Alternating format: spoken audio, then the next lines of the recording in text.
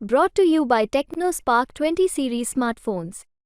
देशातल्या पहिल्या फेजच्या निवडणुका पार पडतात आणि महाराष्ट्रातल्या 5 अत्यंत महत्वाच्या जागा आणि त्यातली चंद्रपूर ही इंटरेस्टिंग जागा, कारण मागच्या वेळी राज्यभरात काँग्रेसला एकच सीट मिळाली होती, ती चंद्रपूरमधून होती. आणि यावेळी भाजपने या ठिकाणी नवीन खेळी करायचा प्रयत्न केलाय, कारण याच्या आधी जे 4 वेळा निवडून आलेले इथले कॅन्डिडेट होते त्यांना तिकीट न देता सुधीर मुनगंटीवार यांना मैदानात उतरलेत. आपल्यासोबत ते आता आहेत. मतदानाला थोड्या वेळात तुम्ही आता पोहोचणार आहात. पहिल्यांदाच म्हणजे अखेर आपण म्हणू की आज हाच तो दिवस. काय तुमच्या भावना आहेत? नाही, माझ्या भावना काही विशेष नसतात, सर्वसाधारण भावना आहे. कारण मी 5 वर्ष लोकांची कामं करतो, जनसंपर्क कार्यालयात जनतेची सेवा करतो, आरोग्य शिबिर घेतो आणि विकासाच्या कामामध्ये तुम्ही बघितलं असेल, जर माझी कामं बघितलीत तर तुम्हालाही आश्चर्य वाटेल, इतकी मोठी कामं केली, 300च्या वरती कामं केली, छोट्या छोट्या गावातल्या रस्त्यापासून ब्रिजपासून, तर इतकी कामं मी केली की मला वाटतं की पाणीपुरवठा योजना जी अनेक वर्ष कोणाला शक्य झालं नाही तेवढी कामं केली. तर माझा विश्वास आहे की जनता विकासाच्या बाजूनी मतदान करेल, देशासाठी मतदान करेल. विश्वगौरव नरेंद्र मोदींच्या नेतृत्वामध्ये देश जेव्हा वेगाने तिसऱ्या इकॉनॉमीकडे प्रवास करताय तर त्याला जनता सदिच्छा देईल. जातपात धर्मावर निवडणूक होणार नाही. म्हणजे चंद्रपूरच्या जिल्ह्याचा इंटरेस्टिंग मुद्दा हा आहे की सुरुवातीपासून इथे बऱ्यापैकी सिंपथी वेव्ह होती प्रतिभा धानोरकर यांच्याकडून, ती अजूनही आहे आणि काही प्रमाणात त्यातलं वोट त्या इनकॅश करू सुद्धा शकतात अशी परिस्थिती आहे. अशा वेळी फक्त विकास हा एकमेव मुद्दा तुम्हाला वाटतं की जो ही सगळी सिंपथी वेव्ह टॅकल करता येईल? नाही, मला व्यक्तिगत रीतीने वाटतं की वरवर सिंपथी वेव ही दाखवल्या जरी जात असेल, लोकांना विकास हवा आहे. असा आहे, सिंपथी तो मगाही आहे, तुम्हालाही आहे. जेव्हा एखाद्याच्या घरी दुर्दैवी घटना होते तेव्हा सिंपथी असते, पण त्याच्या निवडणुकीशी संबंध कधीच नसतो. सिंपथी वेव्हमध्ये निवडणूक असती तर मग स्वर्गीय राजीव गांधीची हत्या झाल्यानंतर आजही त्याची सिंपथी राहिली असते. सिंपथीला काही शेवटी मर्यादा असते आणि सहानुभूती ही व्यक्तिगत जीवनामध्ये एकमेकाविषयी असणं यामध्ये काही वावगं नाही, पण त्याचा निवडणुकीमध्ये मतदानात परिणाम होतो का? तर मतदानामध्ये मग तो परिणाम होत नाही, कारण त्याला विकास हाच आवश्यक असा तो आधार असतो. एक म्हणजे भाजपच्या बाजूने यातला सगळ्यात मुद्दा आहे की 4 वेळा अहिर यांना इथून उमेदवारी, म्हणजे जवळपास 6 वेळा दिली, 4 वेळा ते इथे आमदार होते. तुम्ही एकीकडे सांगितलं होतं की मी फार काय केंद्रात जाण्याला इच्छुक आहे असं तुमचं नव्हतं, तुम्हाला राज्यात काम करण्याची तुमची इच्छा होती. असं असताना ज्यावेळी पक्षाने तुम्हाला उमेदवारी दिली आणि ऐनवेळी रिंगणात उतरवलं, त्यावेळी केडरमय नक्की मेसेज काय जातो? कारण हे फार महत्वाचं होतं की अहिर यांचा पत्ता कट झाला आणि मग सुधीर मुनगंटीवार हे समोर आले, अशा पद्धतीचा मेसेज पर्क्युलेट झाला. असं होणार नाही, कारण अहिर साहेबांना जेव्हा पहिली तिकीट मिळाली ती माझी तिकीट कापून दिली. मी 89-91चा लोकसभेचा उमेदवार होतो. शेवटी असं सर्कल पूर्ण झालं. नाही, माझी तिकीट कापून त्यांना दिली याचं कारण असं होतं की तेव्हा मी आमदार झालो. आता ते संवैधानिक पदावर गेलेत, त्यामुळे याच्यामध्ये काही कोणी तिकीट कापली नाही. मी 95 मध्ये आमदार झालो, 96 मध्ये त्यांना लोकसभा दिली. आता ते राष्ट्रपती महोदयांनी त्यांची नियुक्ती केली आणि आयोगाचा जो प्रमुख असतो त्यांना राजकारणात भाग घेता येत नाही. हा जरी मुद्दा असला तरी सुद्धा यामध्ये एक फॅक्टर महत्वाचा आहे की मागच्या निवडणुकीला ज्यावेळी त्यांचा पराभव झाला त्यावेळी त्यांच्या समर्थकांकडून एक गोष्ट सांगितल्यात होती, त्यामुळे सुधीर मुनगंटीवार यांनी स्थानिक पातळीवरती मदत नाही केली. आणि दुसरं, आकडेवारी पाहिली तर बल्लारपूर जो तुमचा हक्काचा मतदारसंघ, जिथून तुम्ही कायम आमदार राहिलेले आहात, आता मंत्रिपदावर तुम्ही आहात, तिथून त्यांना कमी मतदान झालं, हा त्यांच्या समर्थकांचा कायम आरोप होता. त्यामुळे या सगळ्या गोष्टीकडे बघण्याचा हा दृष्टिकोन. नाही, बल्हारशामध्येच कमी नाही, त्याच्यापेक्षा राजुऱ्यात जास्त कमी होतं, चंद्रपूरमध्ये कमी होतं, वरोडा भद्रावतीमध्ये कमी होतं. त्यांची ही जी क्षेत्र आहे, बल्हारशा तर माझा एकच विधानसभा होती, पण त्यांचं राजुरा विधानसभा त्यामध्ये बल्हारशापेक्षा जास्त कमी मतं होती. याचं साधं कारण होतं एक की त्या ठिकाणी ॲडव्होकेट राजेंद्र महाडोगे जे उभे होते वंचितकडून, ते माळी समाजाचे होते आणि माळी समाजाची मतं मोठ्या प्रमाणावर त्यांनी घेतली. नंबर 2, आज आमच्यात नाही, पण धानोरकरजी शिवसेनेतून काँग्रेसमध्ये गेले तेव्हा शिवसेनेच्या कार्यकर्त्यांची सहानुभूती त्यांच्यासोबत होती आणि मग 4दा ते निवडून आलेत ना. त्यामुळे एखाद्या वेळी तो क्षणिक पराभव, आणि हा एका मतदारसंघात नव्हता, हा सर्व 4च्या 4ही मतदारसंघात होता. आणि म्हणून मला असं वाटतं की असा आरोप एक दोघांनी केल्याने तो काही तशा आरोपाला कोणी लक्षही दिलं नाही. पण मग आता तुम्ही म्हणजे महत्वाचा मुद्दा काढलाय सगळ्यामध्ये. आत्ताच मी त्यांच्याशी सुद्धा बोलून आलो. त्यांचं म्हणणं होतं की बाकीच्या 4 आणि 5 मतदारसंघांमध्ये मला बऱ्यापैकी मतं पडली, लोक माझ्या पाठीशी उभी राहिली, पण मग बल्लारपूरमध्ये मात्र मला जे काही कमी मतदान झालं त्याचा तुम्ही माध्यम जे अर्थ काढतील तो अर्थ त्यांनी घ्यावा असं साधारण त्यांचं स्टेटमेंट होतं. पण मग याच्या बिटवीन द लाईन्स काय काढायच्या? नाही तर आपल्याकडे आकडे आहेत ना, राजुऱ्यामध्ये वर्षापेक्षा कमी मत आहे. म्हणजे लीड जी आहे ना मायनस ही राजुऱ्यात जास्त आहे. आता हा अर्थ तुम्ही आकडेवर येऊन काढायचा, कोण मी काय म्हणतो आणि कोण काय म्हणतं याचा काही अर्थ नाही. फक्त तुम्ही जो विषय मांडगा की ते एका संवैधानिक पदावर गेल्यावर त्यांना प्रचार करता येत नाही, आत्ताही ते प्रचार करू शकत नाहीये कारण ते आयोगाचे प्रमुख आहे आणि म्हणून कायद्याच्या चौकटीतच काम करावं लागेल. ते निवडणूक आयोगाचे प्रमुख असताना ते जाहीर सभेत कसे येऊ शकतील? येत नाही कारण ते आयोगाच्या संकेतामध्ये शिष्टाचारामध्ये बसत नाही. तर मला असं वाटतं की राजुऱ्यात आपल्याला जास्त कमी मतं होती. राजुरा तर त्यांचं क्षेत्र होतं, तिथं तर आमचा काही संबंध नव्हता. वरड्यात त्यांचं क्षेत्र होतं आणि म्हणून असं तेही म्हणत नाही आणि कुणीही म्हणत नाही. पण तुम्ही आता म्हटले की 3 ते 4 मतदारसंघ होते जिथे त्यांना कमी झालं, तर मग अँटी इन्कम्बन्सी म्हणजे तुम्ही आता हे पण उल्लेख केला की 4 वेळा ते निवडून गेले ना असं तुम्ही म्हटलं. याचा अर्थ असा काढायचा का की 4 वेळा झाल्या त्यांच्या 4 टर्म झाल्यानंतर तिथे एक अँटी इन्कम्बन्सी होती, त्याचा भाजपने त्या गोष्टीचा सर्व्हे केला आणि त्यानंतर मग एक कोणतरी सक्षम उमेदवार पाहिजे आणि मग त्याला पर्याय म्हणून तुम्ही आज उभे आहात असं तुम्हाला म्हणायचं? नाही, मागा माननीय मोदीजींनी आग्रह केला, सांगितलं 2024 ते 2029 18व्या लोकसभेत आपल्याला ऐतिहासिक निर्णय करायचे आहे आणि या ऐतिहासिक निर्णयामध्ये आपण यावं. आपला अनुभव आहे, आपण इतकी कामं केली. असं आहे की मी एक सौभाग्यशाली कार्यकर्ता आहे. महाराष्ट्रात 3 लोकांवर PhD झाली, त्याच्यापैकी 3 नेत्यांवर, त्यापैकी मी एक आहे. देशातलं पहिलं ISO कार्यालय, देशातलं मंत्री ISO कार्यालय हे माझं होतं. विधानसभेत स्वर्गीय विलासराव देशमुख आणि स्वर्गीय अलेक्झांडर यांनी उत्कृष्ट आमदार म्हणून मला पदवी दिली की उत्कृष्ट आमदार. बेस्ट फायनान्स मिनिस्टर म्हणून इंडिया टुडे या मासिकाने स्वर्गीय अरुण जेटली यांच्या हस्ते मग बेस्ट फायनान्स मिनिस्टर म्हणून पुरस्कार दिला.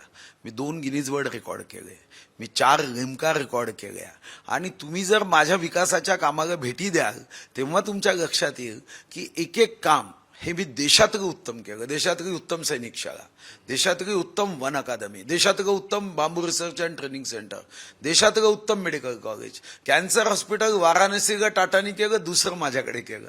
गव्हर्नमेंट इंजिनिअरिंग कॉलेजमध्ये 263 कोटी रुपयाची यंत्रणा टाटानी मग दिली. तुम्ही बॉटनिकल गार्डन जाऊन पहा, हजारो लोक भेट द्यायला येतात आणि हे तर फर्स्ट फेज आहे. सेकंड फेजमध्ये लोकांना दुबई जावं लागणार नाही, इतकी उत्तम व्यवस्था त्या बॉटनिकल गार्डनमध्ये होत आहे. SNDT युनिव्हर्सिटी 600 कोटीची मुलींच्या शिक्षणासाठी, गोंडवाना विद्यापीठ 250 कोटीचं केंद्र. मी इतके प्रकल्प पूर्ण केले की मला असं वाटतं की कदाचित त्यातून पार्टीला असं वाटलं की देशाच्या ऐतिहासिक निर्णयामध्ये काही थोडंसं इमॅजिनेशन एक कार्यकर्ता म्हणून करण्यामध्ये आहे. आणि मी स्टेट प्रेसिडेंट होतो, मी भारतीय जनता पार्टीचा अध्यक्ष असताना प्रदेशाचा मी जीही निवडणूक लढवली ती जिंकली. तेव्हा एक पदवीधर मतदारसंघ 30 वर्षांनी जिंकला, मी शिक्षक मतदारसंघ 18 वर्षांनी जिंकला, बारामती लोकसभेतली खडकवासला ही सर्वजण म्हणायचे जिंकणार नाही, मी जिंकून दाखवली. भंडारा गोंदिया जिल्हा परिषद जिंकून दाखवल्या. तर शेवटी पक्षामध्ये याची नोंद होते ना की आपल्याला ऐतिहासिक निर्णय घेताना आणि दुसरीकडे त्यांना तिकीट देताना ही अडचण पक्षाला होती की ते संवैधानिक पदावर होते. संवैधानिक पदावर असणाऱ्यांना जसं त्या पदावर असताना निवडणूक लढवता येत नाही. पण म्हणजे भाजप साधारण हा प्रयोगशील पक्ष म्हणून ओळखला जातो की भाजपचे नेते अगदी तुम्ही सुद्धा हे क्लेम करता की एखाद्या सर्वसामान्य कार्यकर्त्याला पुढे आणलं जातं. जसे की छत्तीसगड मध्य प्रदेशमध्ये असं दिसलं की तेच मुख्यमंत्री रिपीट करण्यापेक्षा किंवा नवीन काहीतरी प्रयोग केले पाहिजेत. महाराष्ट्रात सुद्धा बऱ्याच ठिकाणी या गोष्टी झाल्या. पण मग अशा वेळी त्यांच्या बाबतीत सुद्धा आयोगाचं पद त्यांच्याकडून रिप्लेस करून त्यांना उमेदवारी देता आली असती, ते नक्की का नाही झालं? म्हणजे दोन्हीकडून गोष्टी वर्कआउट झाल्या म्हणून मी तुम्हाला पुन्हा प्रश्न विचारतो. एकीकडे तुम्ही स्वतः पहिल्या टप्प्यात इच्छुक नव्हता याबद्दल तुम्ही माध्यमांना सांगितलं होतं, दुसरीकडे अहिर जे होते ते इच्छुक होते पण मग मात्र त्यांच्या बाबतीत ते या सगळ्या बॉडीवरती आहेत किंवा त्यांच्या विरोधात मे बी अँटी इन्कम्बन्सी असेल, भाजपचा इंटरनल सर्व्हे काय सांगत असेल, या गोष्टी असतील. म्हणजे दोन्हीकडून गणित बसत नसताना सुद्धा तुम्हाला कन्व्हिन्स करण्यात आलं. हे नक्की काय पडद्यामागे घडलं? हे मग कसं माहिती हे तर आमच्या पक्षाचे जे वरिष्ठ नेते आहे ते आकलन करतात. एक गोष्ट खरी होती की मी निवडणूक लढवण्यासाठी इच्छुक नव्हतो, पण जेव्हा पक्षाचा आदेश आला तेव्हा मी स्पष्ट सांगितलं की पक्षाने आदेश दिला तो सर्वोपरी आहे, जीवन पक्षाला समर्पित आहे, तुळशीचं पान नाही, आपण तुळशीची कुंडी ठेवून काम करतो. आणि हे जेव्हा मी प्रदेश अध्यक्ष म्हणून कार्यकर्त्यांना सांगायचो की तुम्ही अनुशासनप्रिय पक्षाचे सदस्य आहात, तर मग मी माझ्या वर्तणुकीतून असं कसं दाखवेल की मी पक्षाचा अनुशासन प्रिय कार्यकर्ता नाही. कार्यकर्त्यांनी पक्षाचा आदेश ऐकला पाहिजे. आता पक्षाने काय निर्णय करायचा हे मी ठरवत नाही आणि इतर कोणी ठरवण्याचा कोणाला अधिकार असण्याचं कारणच नाही, तर पक्षाचं वरिष्ठ नेतृत्व ठरवते. एक जिल्ह्याच्या अनुषंगाने एक महत्वाचा प्रश्न आहे. जोरगेवार अपक्ष इथून आमदार निवडून आले. सुरुवातीच्या काळात त्यांनी या सगळ्याला विरोध केला होता. ते म्हटले होते म्हणजे ते बेसिकली तुमच्यासोबत नव्हते अशी त्यांची भूमिका होती. एकदम शेवटच्या टप्प्यात म्हणजे अगदी 2-3 दिवस अलीकडे हे सगळं प्रकरण निस्तरलं आणि ऐनवेळी जोरगेवार म्हणाले की मी यांना मुनगंटीवारांच्या पाठीशी उभं राहणार आहे आणि महायुती सोबत जाणार आहेत. नक्की हालचाली घडल्यात काय आणि या सगळ्याबद्दलची गणित म्हणजे जुळवून कोण आणतात? नाही, हालचाली नाही, अगोदरपासूनच ते माझ्यासोबत होते. एका टेक्निकल मुद्द्यावरून आमची चर्चा होत नव्हती. त्यांच्या संघटनेतला एक कार्यकर्ता हा सोशल मीडियामध्ये अतिशय विकृतपणे पोस्ट टाकायचा. हा, आणि म्हणून मागा असं कसं शक्य आहे, राजकारणासाठी असं शक्यच मागा मान्यच नाही आहे. आणि जेव्हा त्यांनी त्याला संघटनेतून बाहेर काढलं त्यानंतर हालचाली वेगाने झाल्या. पण मग इतका बफरिंग स्पेस या सगळ्याला लागायची कारण तुम्हाला काय वाटतात? म्हणजे मधल्या काळात असं काय होतं का तुमच्या बाजूने की बाकीची सगळी गणितं तुम्ही जुळवून आणली होती आणि मग जोरगेवारांना साईडलाईन केलं तरी पण तुमचं मताधिक्य ते अबाधित राहणार होतं, असं काय ठरलं? नाही, असं मी कोणी आग्यानी मताधिक्य वाढतं आणि कोणी कमी जाग्यानी मताधिक्य वाढतं यापेक्षा महायुतीने एकत्रित प्रचार करणं हे जास्त महत्वाचं होतं.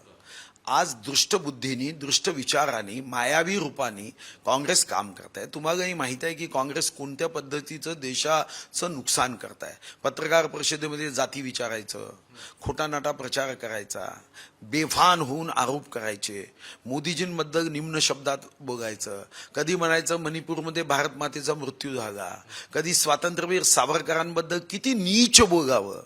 काँग्रेस हे याचं रूप आहे, पारिवारिक पक्ष आहे, यांना देशाशी काही देणं घेणं नाही. आणि आज ज्या पद्धतीने ते सांगताय अशा प्रसंगात देशहितासाठी काम करणाऱ्या सर्वांनी एकत्र यावं ही अपेक्षा असते. आपण बघितलं मनसेसोबत आली आणि मनसेला धन्यवाद दिलं पाहिजे, कोणतीही पद न मागता आली, काहीही मागितलं नाही.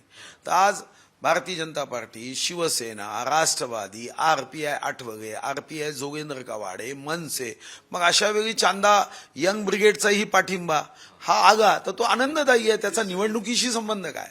नाही, पण म्हणजे मुद्दा असा आहे की तुमच्याच पक्षाचे काही नेते मधल्या काय त्यांनी याच्या संदर्भात तुम्ही म्हणताय की हे सगळे राष्ट्रहितासाठी सोबत आलेले आहेत, पण आशिष शेलारांनी मधल्या काळात एका कार्यक्रमामध्ये असं विधान केलेलं होतं या सगळ्या संदर्भात की बदला घ्यायचा होता आणि आम्हाला जमला असता तर आम्ही तो पक्ष फोडला असता. एनिवे, तुमचं मत कदाचित या सगळ्या बाबतीत वेगळं असू शकतं. यातला एक आणखी महत्वाचा मुद्दा सगळ्या बाबतीत की तुमची मधल्या काळात काही कॉन्ट्रोव्हर्शियल वक्तव्य फार व्हायरल झाली वेगवेगळ्या ठिकाणी. म्हणजे नरेंद्र मोदी येणार होते त्यावेळी तुम्ही काँग्रेसच्या काळात नक्की इथे काय झालं, बहीण भाऊ यांचं उदाहरण दिलं आणि तुम्ही एक वक्तव्य केलं होतं.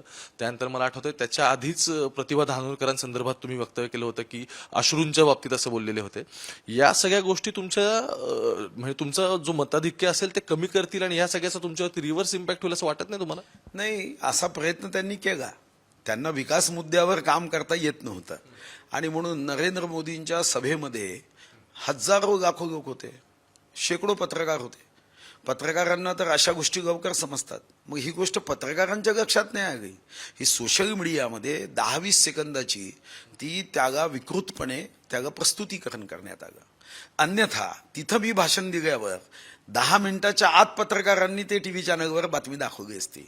नंबर 2, या संदर्भामध्ये सर्व पुरावे आम्ही दिले आणि मी काय सांगितलं, अन्याय तुम्ही करायचा आणि तुमचं मत आहे. ही कोणती हुकुमशाही आहे की अन्यायाच्या विरुद्ध तुम्ही बघायचं नाही?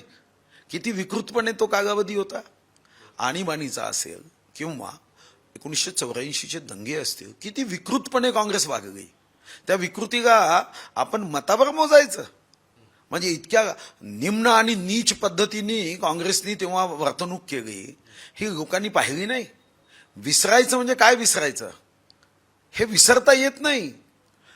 पत्नीच्या समोर पतीला जळत्या ट्रकमध्ये ही घटना, आजही ते व्हिडिओ आहेत, आजही ती वर्तमानपत्राची कात्रणं आहे. ही सर्व आम्ही निवडणूक आयोगाला पाठवून त्यांच्यावर कारवाई करण्याची मागणी केली आणि निवडणूक संपल्यावर त्याच्या पाठीशी मी स्वतः लागणार आहोत की विकृतपणे निवडणुकीमध्ये अशा पद्धतीचा प्रचार तुम्हाला करता येत नाही.